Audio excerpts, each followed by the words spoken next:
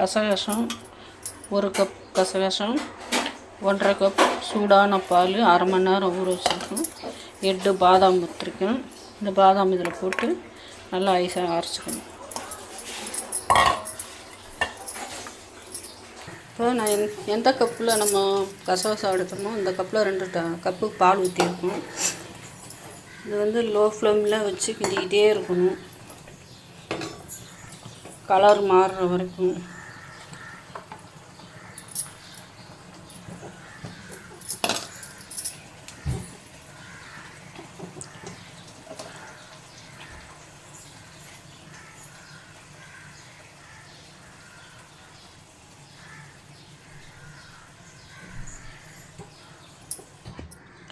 இந்த ஸ்டேஜுக்கு இப்படியே கிண்டிக்கிட்டே இருக்கணும். ஸ்லோ ஃப்ளேம், ஹை ஃப்ளேம் இப்படி வச்சு கிண்டணும். அடி பிடிக்காத அளவுக்கு. தீஞ்சு போச்சுன்னா நல்லா இருக்காது.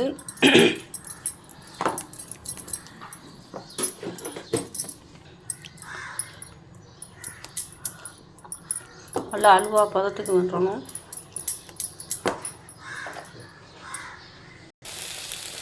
இந்த ஸ்டேஜுக்கு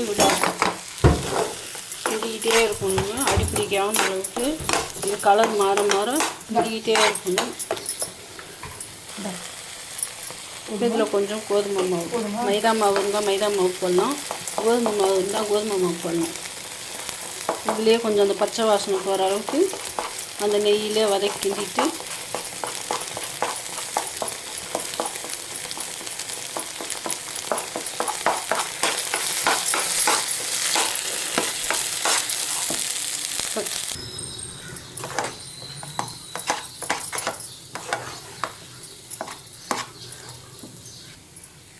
கலர் மாறிக்கிட்டு இந்த ஸ்டேஜில் சர்க்கரை எந்த கப்பு அளவு எடுத்தோமோ அந்த கப்பு அளவுக்கு சர்க்கரை, 1 கப்பு சர்க்கரை.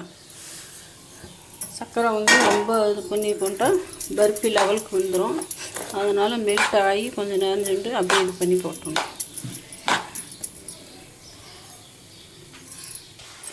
இப்போ இந்த ஸ்டேஜில் ஏலக்காய்,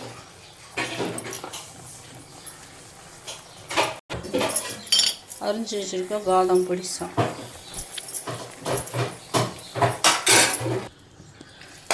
முடிஞ்சிருச்சுங்க. டேஸ்ட்டு சூப்பராக இருக்குது. இதே மாதிரி இந்த மெத்தடில் நீங்கள் ஒரு வட்டம் பண்ணி பாருங்கள், நல்லாயிருக்கும். தொண்டை கரன்னு சளி பிடிச்சிருக்கிறதுனால வாய்ஸ் வரல. கசகசம் ஹெல்த்தியான ஃபுட்டு, உடம்புக்கும் நல்லது. கசகசம் அல்வா இந்த மாதிரி ஒரு முறை செஞ்சு பாருங்கள். இதோட இன்னும் ரொம்ப ட்ரையாக போட்டிங்கன்னா பருப்பி லெவலுக்கு வந்துடும். இது அல்வா பக்கத்துக்கு வந்துச்சு பாருங்கள்.